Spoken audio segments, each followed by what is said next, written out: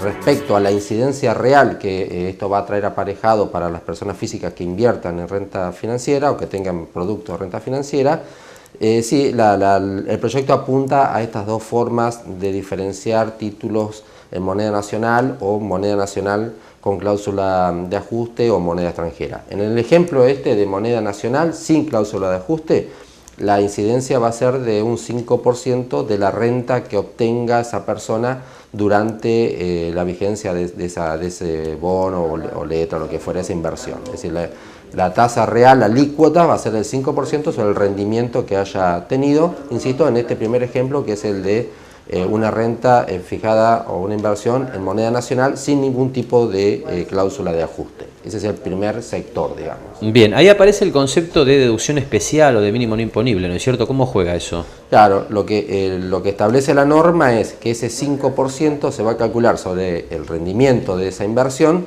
pero al momento de liquidar se va a deducir la deducción especial, que estimamos en 62.000, 63.000 pesos, que va a ser una deducción que se va a aplicar sobre esa renta. Es decir, que el 5% va a ser sobre el rendimiento, deducido, ¿no es cierto?, esta deducción especial de la ley del impuesto a las ganancias, que calculémosla así, en principio a 63.000 pesos. Sobre encima de ese monto es donde se va a aplicar, ¿no es cierto?, esta alícuota. Así que el rendimiento, la alícuota es el 5% del rendimiento, pero pueden aplicar la deducción especial del artículo 23, inciso A de la ley de impuesto a las ganancias. Bien, ¿cómo cambia esto si el activo donde se invierte tiene cláusula de ajuste o es un bono en dólares, que es una inversión muy común? Bueno, en ese caso la alícuota se incrementa a un 15%, con la misma característica, pero pasa de ser de un 5% a un 15%.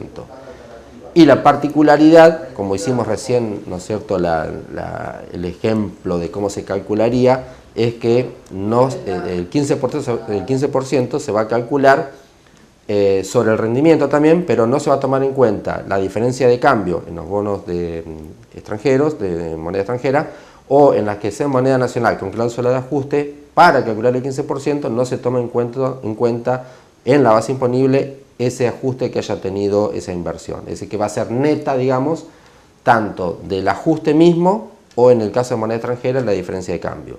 Se netea ese monto y sobre el rendimiento que excede a esos se va a aplicar el 15%. Eso es lo que establece, ¿no es cierto?, la ley, el proyecto de ley para estos dos grandes grupos, moneda nacional o sin cláusula de ajuste o moneda nacional con cláusula de ajuste o moneda extranjera, con esta diferencia entre 5 y 15% de la alícuota con las características de cómo es el cálculo que estábamos viendo recién.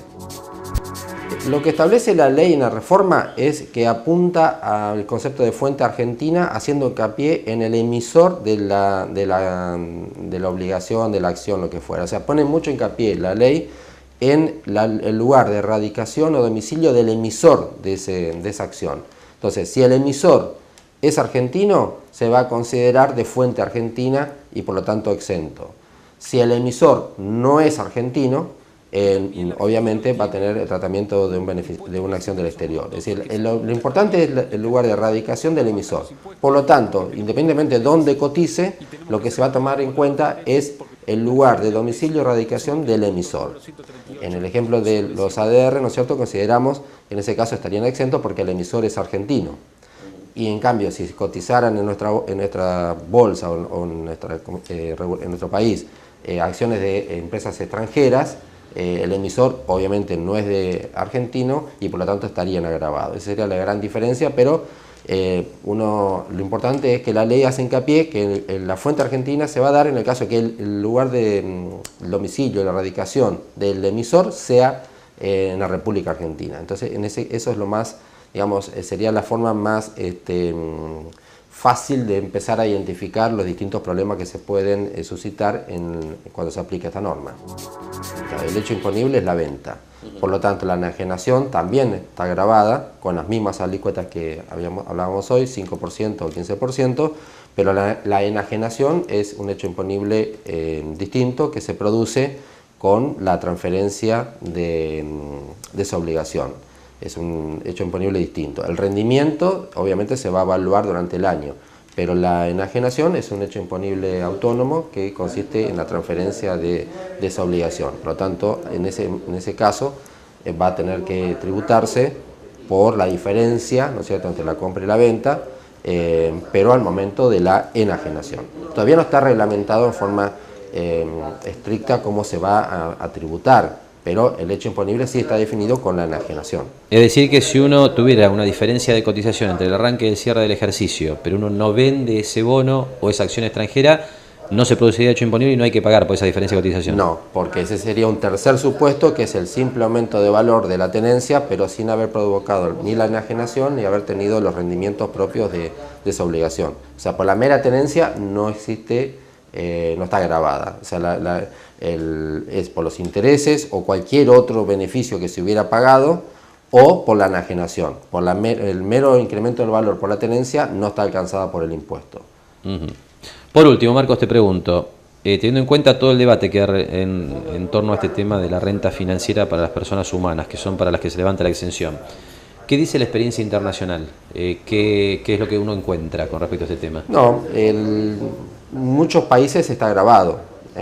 Incluso aquí en América está grabada la renta financiera para personas humanas, personas físicas está grabada, en Estados Unidos, en Europa, en Asia, es decir, en distintos lugares está grabado. Es decir, aquí, hay un gran debate respecto a si la renta financiera debe ser grabada y eso qué efecto tiene. Siempre hemos hablado que la tributación tiene un efecto, es decir, no es neutro aplicar un impuesto a un sector porque condiciona esa actividad y puede tener, a través de la herramienta de la tributación, el Estado puede tener cierto objetivo, cierto interés en fomentar, desalentar determinadas inversiones, producciones, lo que fuera.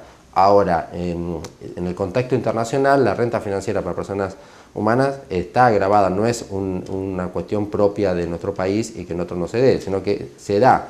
Lo que hay que después contemplar es la incidencia que puede llegar a tener, qué efecto puede aparejar y también las alícuotas que se vayan a aplicar que obviamente no tengan una gran incidencia. Es decir, pero desde el punto de vista de si están grabadas o no, sí, si uno analiza el contexto internacional, están grabadas. Es una fuente también de tributación que se aplica. Desde ese punto de vista no es una gran novedad de que se aplique este impuesto.